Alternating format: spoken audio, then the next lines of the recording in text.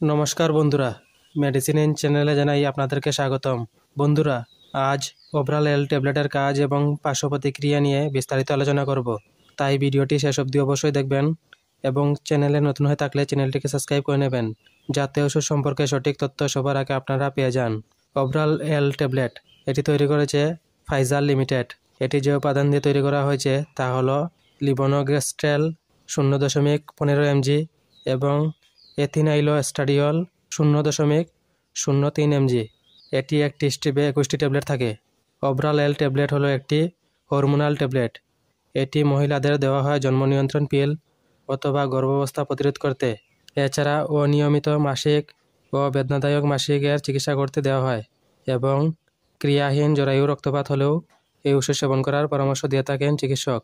এই ওষুধ সেবন করার নিয়ম হচ্ছে প্রতিদিন একটি ট্যাবলেট একই সময়ে খেতে হবে। এই ওষুধ গর্ভবতী মহিলারা সেবন করার আগে অবশ্যই চিকিৎসকের পরামর্শ নেবেন। এই ওষুধ সেবনে সাধারণ কিছু পার্শ্ব প্রতিক্রিয়া দেখাইতে পারে, তা হলো বমির ভাব, মাথা ব্যথা, স্তনে ব্যথা, পেটে ব্যথা, ওজন বৃদ্ধি এবং দুশ্চিন্তা।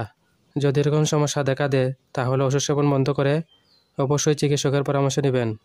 বন্ধুরা, ভিডিও ভালো লেগে থাকলে লাইক, কমেন্ট, শেয়ার অবশ্যই করবেন। ধন্যবাদ।